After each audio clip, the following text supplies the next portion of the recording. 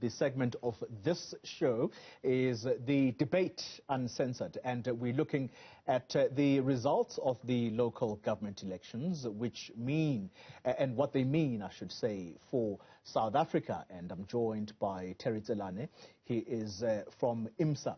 It is the Institute of Election Management Service in Africa.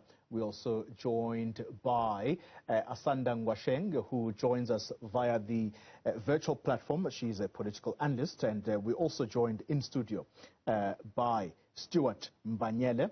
He is a researcher at Good Governance Africa. Gentlemen and the lady on the virtual platform, thank you very much. We're also hoping to be joined, by the way, by Professor Setulego Matebesi, political analyst, yet to join, and he will be joining via the virtual platform if indeed he does make it. So for the time being, let's start it here in studio. And with this debate, we usually open it with one central question that you all have to answer to. So the question is, with the 66 hung municipalities, what message is being communicated by the South African electorate? Can I start with you, Mr. Zilla? Well, I think essentially what it says is that the days of one dominant political party are over, and the electorate therefore expect the political parties to work together to ensure that they get the services that they require. You know, for quite some time now, and we have seen with the lower voter turnout, the message has actually been very clear to office bearers, rather public representatives, to say that the electorate is not happy with the kind of service that they've been getting, and they're hoping that through the kind of the results that they've produced, political parties will now begin to work together towards their upliftment. Mr. Banyele? Mrs. Zalane is very clear that the days of one dominant political party, those days are over. In your view, what is the South African electorate trying to communicate here? I think, firstly, the message is quite loud and clear that people are sort of fed up with the poor lack of service delivery at a most local level. I mean, municipalities are at the coalface of service delivery, so by implication it means that the pervasive malfeasance, corruption that has prevailed sort of doesn't fly anymore with the electorate. So now it presents the parties that sort of managed to make inroads in specific municipalities, whether it's going to be through coalitions or through one party being placed at the center of governance there. They have to effectively effect service delivery, be accountable to the electorate. But I think the downside to the results that we have sort of witnessed is that parties will have to work together, and to an extent it's going to be hard to make solid decisions in councils, given the different party interests and sort of all the issues there. So it's going to be interesting to watch. All right. We're going to drill deeper. We're going to drill deeper as to what needs to happen next. And I see you're already revving to get into that discussion. Let's talk to Ms. Ngwasheng on the virtual platform. Asanda Ngwasheng, your view on what the South African electorate has been trying to communicate here with this election outcome. Listen, I think that the first thing is that people have sent a clear message that dominant parties can no longer ignore them. They can no longer be arrogant and unhearing, because what people have experienced over the past sort of elections is that they go and they complain to the political party about the councillor in their ward, and they don't get the responses that they need, and parties do not hold people accountable. In fact, they instead promote them, like we saw with Zandile Gumede in KZN, who then, after being corrupt and having people complain about her, was promoted to the provincial government instead of being taken to task for corruption. Sure. And so people are tired of that. Legislature, I think you mean. Pardon? I'm saying that she was actually taken to the legislature, yes. Yes. Yes, and I think that people are essentially sending the message that they're tired of the arrogance, they're tired of the lack of accountability that they've seen. And I think that, to me, one of the biggest mistakes that political parties have been making is that they take their strongest candidates to national. They take their strongest candidates to provincial instead of taking their strongest candidates to local government. Because as has already been said, local government is really the co-face of government, is really the place where you experience particularly inequality and the impact of inequality on service delivery. Because if you live in a suburb, you have a completely different understanding of what it means to be South African and what it means to receive service delivery to somebody who lives in a township, to somebody who lives in an informal settlement, for example. Because the majority of South Africans right now live in mostly informal settlements and are mostly black and are mostly poor. And for most of those people, they haven't seen service delivery for many years because they don't have electricity, they don't have access to proper sanitation, they don't have access to water. And if we see some of the issues that have been happening in municipalities across South Africa, water shortages, droughts, issues with electricity, which are national, these are the things that have led to people to say, no more. Yeah. No more shall we trust the ANC or the DA to keep not delivering and keep receiving our votes. And so people, I think, are saying we will no longer be taken for granted. And that's, to me, the biggest message that I've seen in this election. Asanda Ngwasheng, thank you very much for your inputs there. Mr. Tsalande, I want to come straight into what Stuart has already touched on, and that is for political parties to work together. Already this afternoon, you have the IFP, which has delivered its message to the ANC that it's not willing to work with it because, quote unquote, they have been dishonest in the past.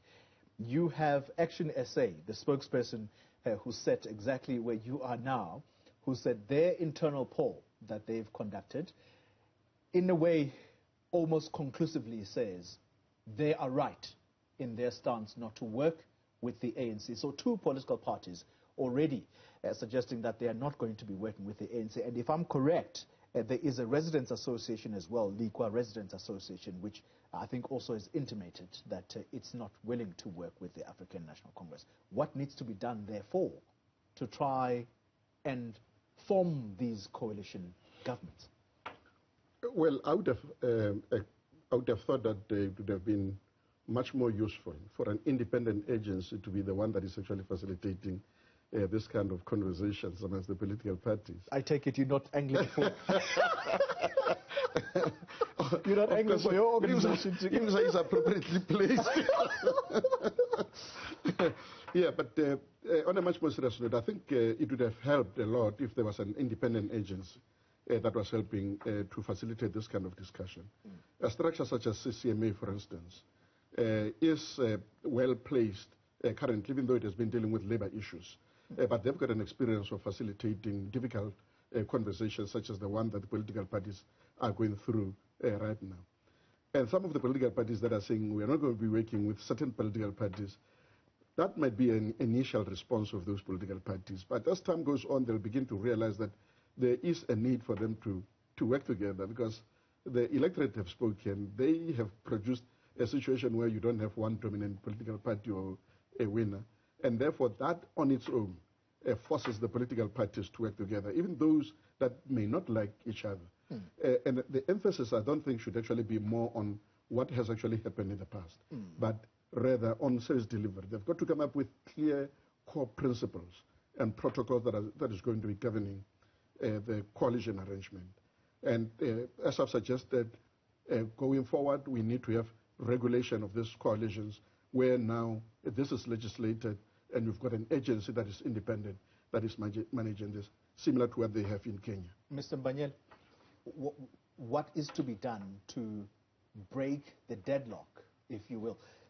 Because these two parties I've mentioned, including the Community Forum, Liqua Community Forum, they dead set. They're not going to work with the ANC. However, the ANC, as much as it got less votes this year, and yes, it doesn't have a clear majority in these municipalities, but it still is right at the top. So what happens coalition governments have to be formed?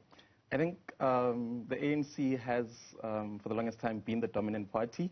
And now, given the results, we all know that politics is a game of interests. I think today, whether smaller political parties or civic residents associations might say one thing, then be enticed into coalitions tomorrow, because a lot can happen in a day, 2 or 3.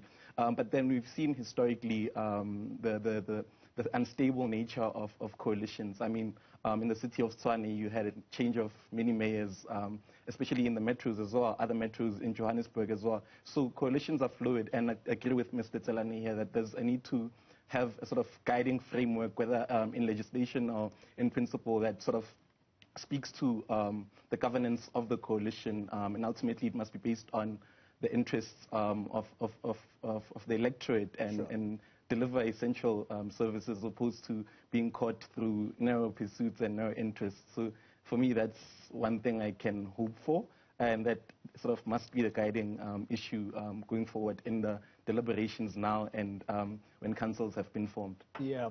Asanda Ngwasheng, I know you also want to weigh in on this matter. We're going to talk to you after the break. The question we want to ask is, what should be the core principles that guide these parties as they negotiate for these coalitions? Ever since the DA has been governed, a lot of things changed.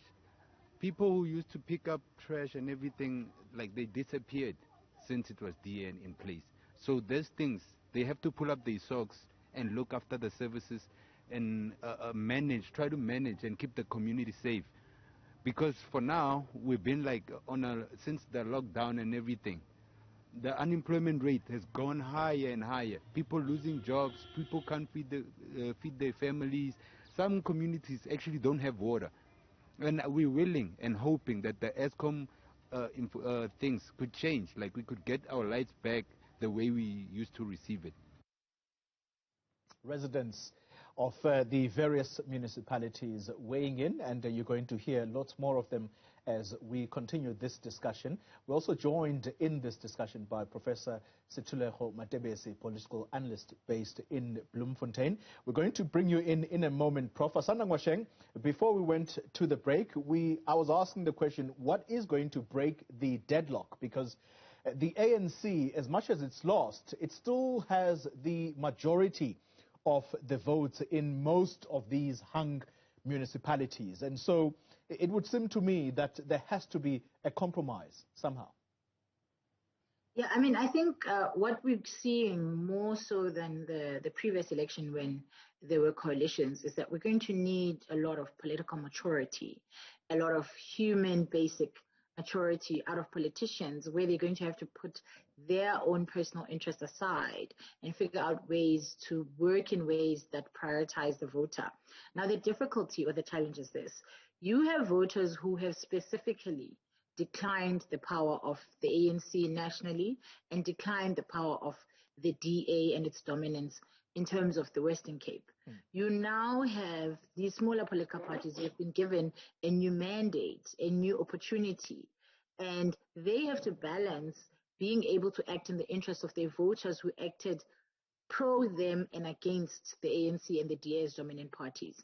And so being in a coalition with the ANC across the nation, across South Africa, and being in a coalition with the DA in the Western Cape, in some ways could be going against the interests and the views of the voters. Yeah. While at the same time, they have to figure out a way to participate in government, to push their own agendas and ideologies, and to get the things that they want. Yeah. And that is a political maturity that's going to be required. And I agree with the previous speaker that we're going to need some kind of, whether it's the CCMA or some other kind of person very much versed in mediation skills, very much versed in difficult conversations and facilitating them, who's going to have to help these political parties to come to some kind of agreement for the interests of South Africa, for the betterment of South Africa. And I'm hoping that the past 5 years have given us enough experience around what are the issues that people get stuck in, what are the issues that need to be negotiated better or differently. And I hope that this time around, political maturity is going to give us a better kind of result than the mess that we saw in the past 5 years when we tried to do coalition governments. Professor Stulego Matebesi, let's bring you into the conversation. Asanda there, in a way, asking the question, if these political parties, particularly the smaller political parties who've done really well in these elections, in part reducing that ANC majority, do they not risk being punished by the electorate for bringing back the ANC into governance through the back door? Hi, good afternoon, and good afternoon to the viewers. I also have been a victim of load shedding, and that's why I joined late. Fact of the matter is, the moment if you get support during the elections, electoral support, that in itself, it's a mandate, and we all know, I mean, it's a fact. It does not even need, you don't need to be an expert to say the majority of voters who voted for the African National Congress in 1994, they are now the ones, and obviously also the younger ones, who are voting for these independents, who are voting for these civic organizations. And that is a mandate to say, let us at least, and by the way, that's the only means that they can punish the African National Congress, and that is through the ballot box. And now you've got parties who are going to go into these coalitions and negotiations behind the scenes. I thought perhaps, and it's not going to happen, but I would have thought that perhaps what these independent candidates could have done, and even opposition parties, to say, well, we had discussions with this, and at least I know they will have some public pronouncements about that. But even before the elections, but you also sit with an African National Congress which still have to decide about mayors and all that. But I totally agree with my fellow panelists that definitely come the next 5 years of our local governance, they will be severely punished, because some people are so disgruntled with the status quo, and that's why perhaps they've taken their vote somewhere else, and it's almost like throwing that back into their face if they are going to go back, into bed with the African National Congress. Mr. Zelane, let's come back to you in studio here. The ANC's head of communications, Ngeke Gekana, quoted in the papers today as saying, and I quote, "This is the biggest negotiation initiative we have undertaken since democracy." It begs the question about whether the ANC really has learnt a lesson here, and I don't want to put you in a predicament, because you angling, and I could tell that you want to be this negotiating agent. But the question I want to ask you is, should we take them seriously at their word that this is probably one of the most important negotiations post the apartheid era that they have had to enter into or try and negotiate, if there is no legislative arrangement in place that will guide how these coalition governments ought to run? Of course, it's correct. I think that is the biggest negotiation that all the political parties have had to go through, particularly because, unlike 2016, in 2021, during these elections, we have seen the hung municipalities moving from 27 to 66. You've had so many municipalities where the ANC has lost, where the DA has lost. And then those have been the two dominant political parties. Now, that on its own would require a hell lot of skill for negotiation on the part of all of them. And then remember that what's going to be happening here is that there is not even a single political party that is going to get what it wants. There's going to be a compromise. It's going to be a give and take. So dominant parties have been punished by the fact that they have not been given free mandate to rule all over the municipalities in the country. That on its own, because it has limited their power and their capacity to be able to do things on their own, it means that they're going to have to work together with other political parties. Even though the electorate may have punished both the ANC and the DA in a way, they still have significant support. In fact, the two parties on their own can actually govern the majority of those municipalities. ANC and the DA. Yeah, the ANC and the DA can actually still manage most of those majority without needing any small political parties. But the ideological differences, Stuart, is what is keeping these parties from probably even talking to each other, even though there are murmurs that indeed they are talking.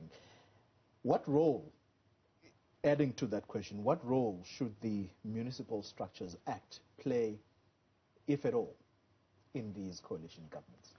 I think we've got solid legislation in South Africa, particularly the Municipal Systems Act, which sort of prescribes how local government should function. But at the heart of these negotiations should be principles around effective checks and balances, but also there must be a demand that we separate the political and administrative divide. I mean, councillors are only one part of the functioning of the municipalities. So if we get caught up in the political wranglings, we forget the primary task, which is governance, and that needs technical and administrative capacities. So I think we must always bring the point home that for governance to be effective, it's not just the role of politics and political machinations, but also getting the job done at an administrative and technical level. So I'm interested to see how parties navigate the question of how they effectively will sort of buffer against the influence of politics on administration, because we've seen the ramifications of that encroachment in many municipalities, which have been in decline as a result of political interference. So that for me is the standout point here. Ms. Mwasheng, let's come to you. Technical and administrative capacity. That basically talks to the skills at municipal level that people ought to have in order to run these municipalities properly. And that is the central question, is it not? The ANC has been harping on this issue that they want to professionalize the public service. Might this be the era, maybe, that we actually start to experience this as citizens of this country? I think that they, in some ways, don't have a choice but to start doing that, lest they then run the risk of losing at national government elections. Because if the ANC figures out a way to deliver services such that the people who voted against them in protest, because you must remember there's two sections of the population who voted for small parties. Some voted against the ANC, so it's a protest vote, and others voted for the small party because that's what they wanted. And we need to be able to understand and be clear that not everybody who voted for small parties voted for small parties because they necessarily agree with what the small parties are bringing to the table. So the ANC still has the opportunity to be able to come back, still has the opportunity to recover some ground by merely ensuring, as you've started alluding to, that at a technical level they deliver, at a basic level they deliver. And I think that, one of the things they need to look into is the tendering system and the ways in which the tendering system has hollowed out capacity, qualifications, delivery, and just general understanding, know-how, and institutional memory at a local government level. Because if every time you need to build a road, you need to hire somebody, get a tender. If every time you need to get streets cleaned, you can only do it with an outsourced company, then you run the risk of losing out. Why do we sweep the streets at 2 a.m. and not at 10 o'clock? Because there's a reason why certain things are done in a certain way, and that requires institutional memory.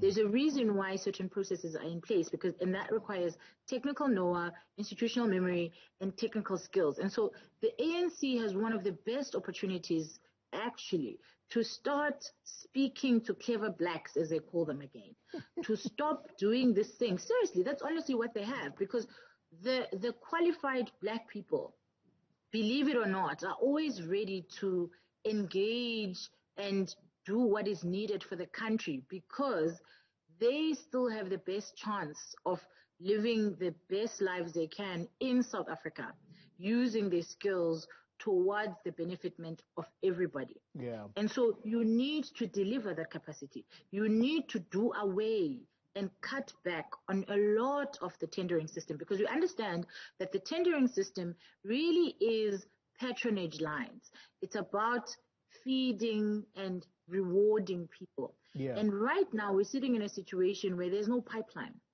And so it doesn't make sense to have a tendering system that's going to lead you to a national election where you lose because you didn't deliver. And so they have to start tapping into clever blacks. They have to start talking professional blacks language again. They have to start rebuilding those structures that they used to have in the past. Because remember, the majority or a big chunk of black middle class people came in through affirmative action, came in through black economic empowerment and all of these programs. And they are very clear and aware that a level of their success is based on the policies of the ANC, is based on the kind of understanding of needing to do country duty, as it's called on Twitter. Yeah. And so they have the potential to attract these people back into public service and do away with a lot of the tendering system, which cuts institutional memory, which cuts, the kind of transference of skills and all of these things. And even programs like, the 3 months working program, in a lot of ways, they work very temporarily, but they don't work because you have people cleaning your street for 3 months and then you have to train a new crop and then you have to train a new crop. So you never get the kind of thing that's required in order for things to run efficiently. If you look globally, like if you look even Europe, for example, you can have a PhD and sweep the streets and earn a lot of money because there is technical know-how required in sweeping the streets. Because people think that, you need to be in an office job, you need to be in a specific job in order for you to be important. But I can tell you now, every single ANC member is now currently doing a skills audit, currently trying to figure out how they can push for themselves because the party list just became shorter. Sure. The kind of patronage lines just got cut short. And those are the things they need to look at and they need to rethink and reestablish in order to deliver some level of success, because we are just a few years short of a national election. And the one thing that I can tell you the ANC doesn't want is to have this local government election results repeated at a national level, because then the policies of the ANC are under threat because they're not written into the constitution. Professor Matebesi, I have to take a break, but when I pick up this conversation, I want to touch on this very fascinating point. By the way, a lot of those being made by Asanda Ngwasheng there, institutional memory, and I'm thinking the EFF. I'll tell you why in a moment.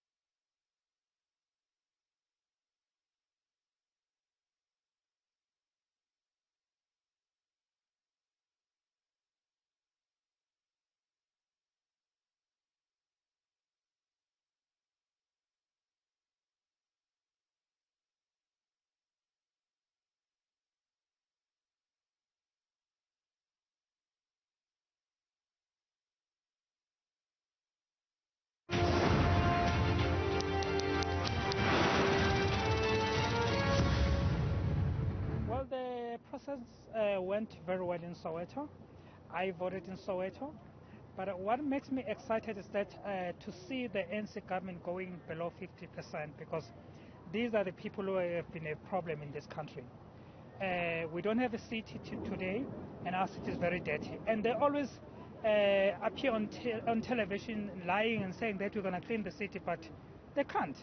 So I'm so excited, So the deal now is with the parties like DA and Mashaba and other parties to make sure that they kick this ANC out of Joburg. then we're going to be so excited because they need to work hard. Just your hopes on the people taking over the reins.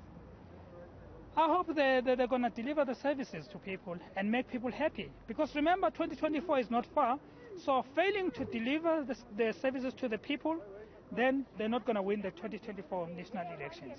So it's up to you now. They've been given a chance to work hard in Johannesburg. So it's up to them now.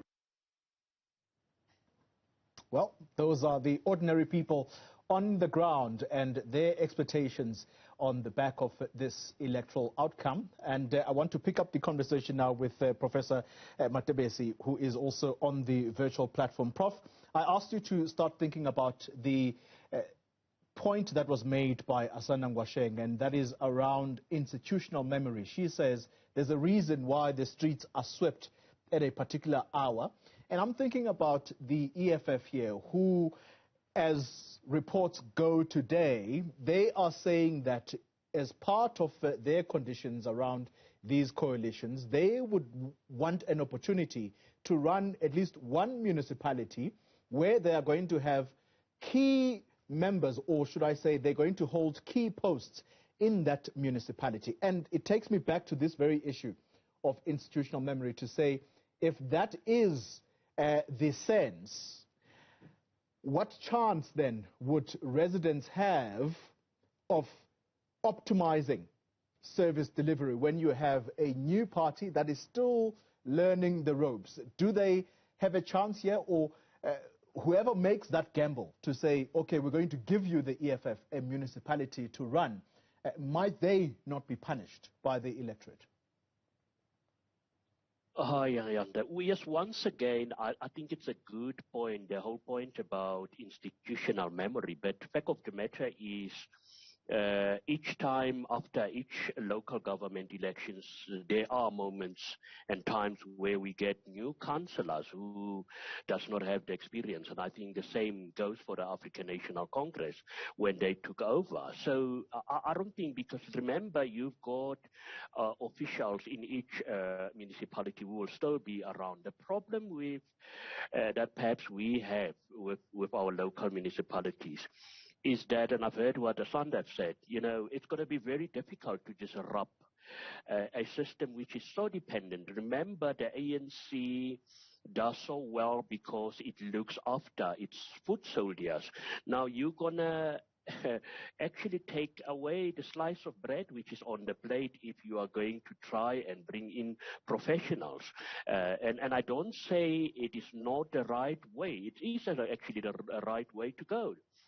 But a route to take, but definitely it's going to create another level of contestation where, obviously ardent ANC members who goes out during election campaigns will now start saying, but we have been campaigning and yet professionals does rock up and takes over our positions. And I would strongly believe the only way, and I don't think it is the ANC have yet learned a lesson. The only way the ANC will learn any lesson is when they get the pressure at the ballot box.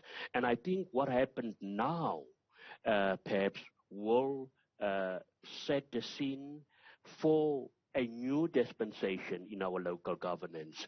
But the question is, the problem is you've got too many role players.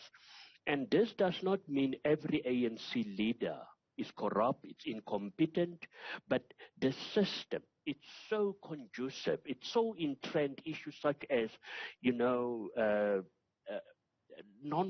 there's absolutely no consequence management for certain actions. And in a system which is conducive and which is actually favorable to that, it's going to take many, many years to change.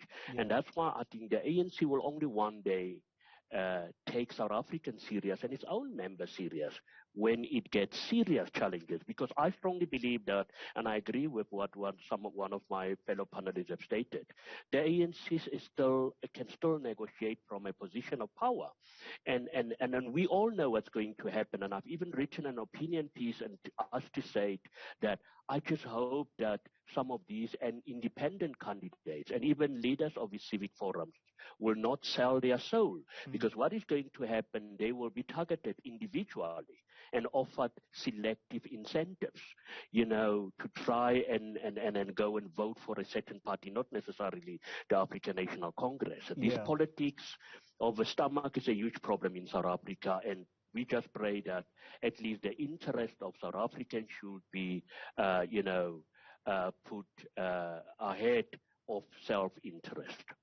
Mr. Tselane, with the system that you are proposing, I want to ask the question that is structured this way.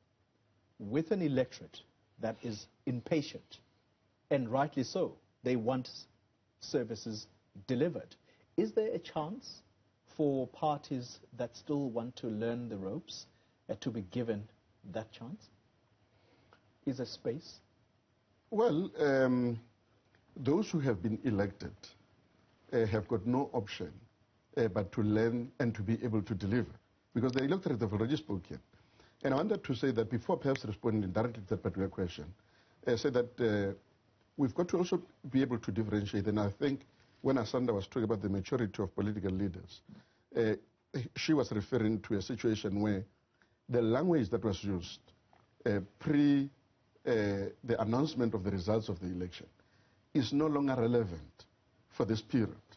This period is a period about having to check what is available and what needs to be done in order to benefit the electorate. Before the elections, people, yes, were doing things in order to punish, but political parties can't go into negotiation saying that they're going to be punishing each other. They are going there in order to try to build the kind of the society that will benefit the electorate. And I also want to caution small political parties. They must not overestimate their powers as well, because they also did not get outright majority. Even if they've got together, they don't still have outright majority. So temper with your demands, EFF, for example. All the political parties, I don't want to mention any specific party, but all of them, they've got to temper with their demands. Sit down around the table and ask themselves a simple question. What is it that we need to be doing in order to improve on service delivery to the people who elected us? Stuart, can I ask the question about, Terry Tselane touches on the language that was used pre the election. Post the election, I want to talk about violence. Is that something that we should automatically think that it's gone, even though you still have hung municipalities, and particularly if we're talking the province of KwaZulu-Natal? I think KwaZulu-Natal historically in South Africa's political landscape has been a sort of hotspot in as far as political violence is concerned. We saw a few months ago the July unrest and the implications there for that economy. And now recently you've seen the political assassinations of councillors, whether within intra-party or inter-party. So now municipalities are essentially a site of significant revenue, therefore amplifying the motives for corruption and for competition and violence. So now, as one of the panelists said, that the route to power has become more contested because the space in party lists becomes shorter. But South Africa is a sort of mature democracy where violence occurs in small pockets. But then now there's a need for tolerance, maturity, and sort of for leaders to exercise restraint, and particularly at the national level, where they mustn't sort of fuel the embers in as far as the sparks that light the flames of violence. So there is an absolute need for political tolerance, whether within political parties or at an inter-party level. So now you've got the transitions of power, especially in KZN, where municipalities have to shift from the ANC to the IFP. What does that mean in as far as the question of violence is concerned? So there should be a level of concern, but then as recently shown, law enforcement institutions are to an extent up to the task, given how they managed the past election week. So I'm quite an optimist. Well, Asanda Ngwasheng, I know that you're going to take a bit of a while answering this one, but I'm going to put it to you because the issue of, or what has become the norm in our electoral system is that competition begets violence, and the province of KwaZulu-Natal is probably going to be in the spotlight. We're going to pick up on that point when we return. Also happy that the ANC got below 50%. Especially in Ekurhuleni, like they've been running that municipality for quite some time now.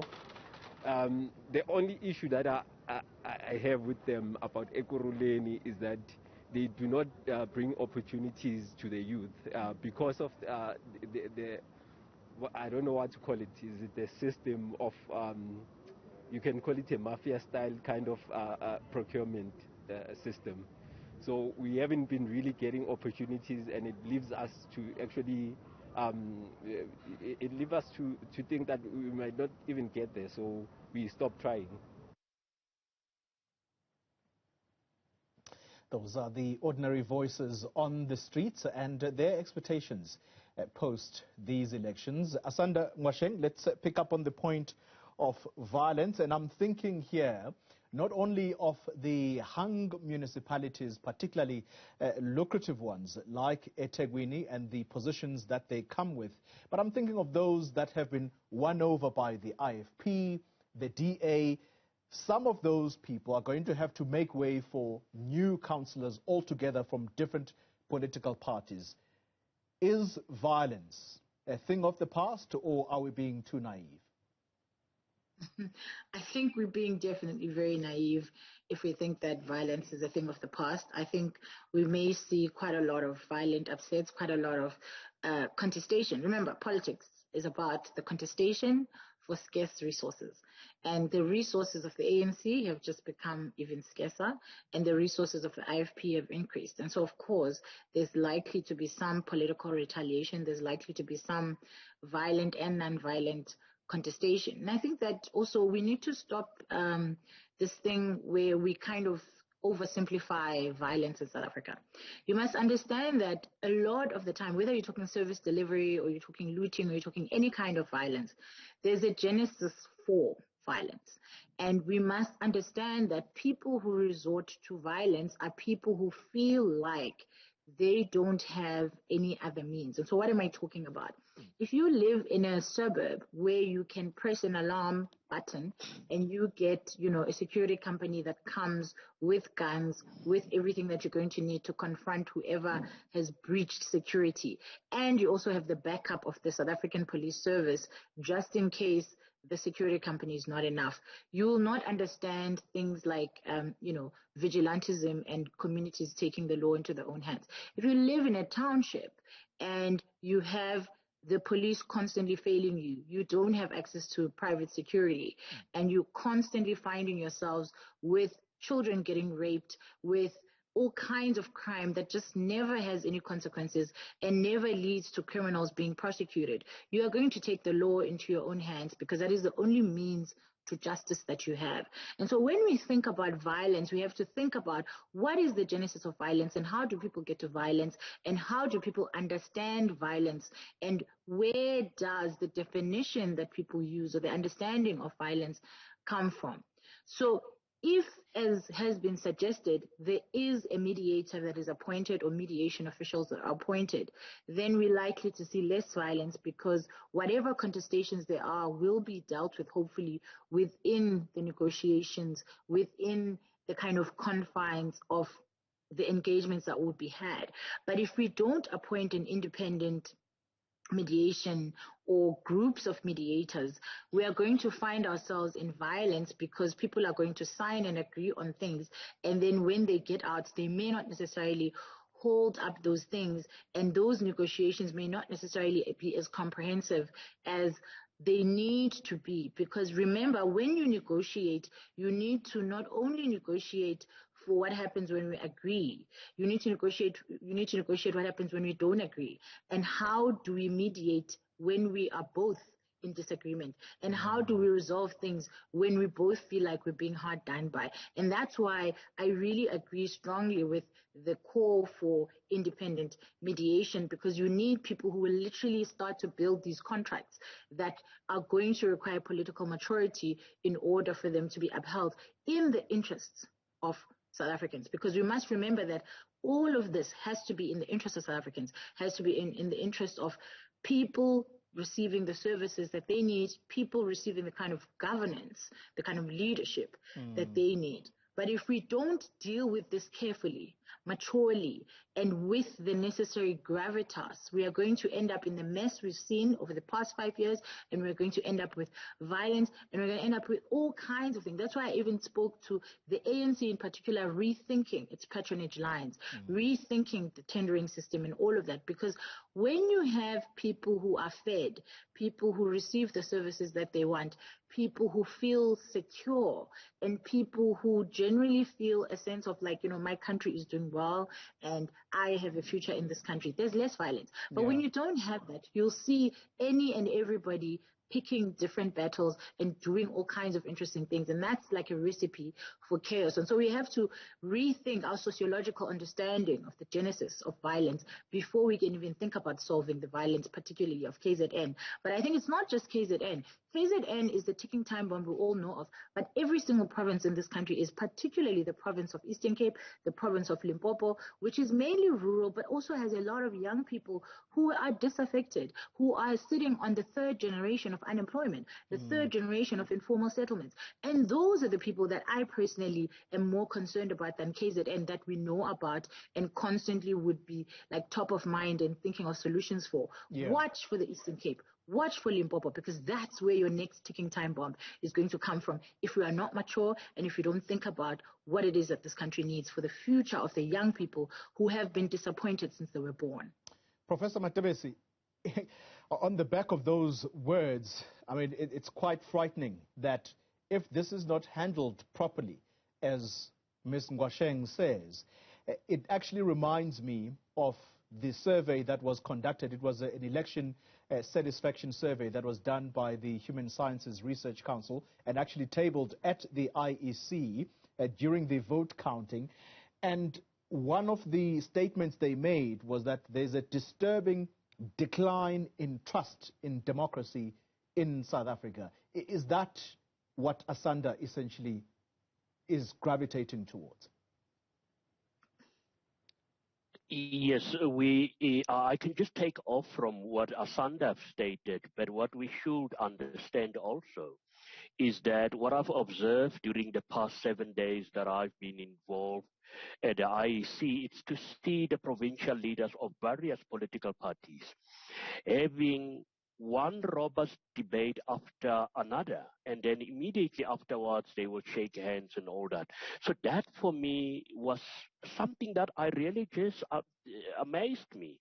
And we just hope that the very same interaction that we see at this level can actually be emulated by the foot soldiers, and these are ordinary party members. But the problem is still we see numerous occasions where somebody wearing a T-shirt of Party X being intimidated. And it's all these things that builds up, the whole level of intolerance building up. And I've seen also reports where people will say, but at least in 2021, we have seen a complete, significant decrease in the number of political killings. And that is something that we should never tolerate in South Africa, because by virtue of doing that, we are actually saying that we have one political murder.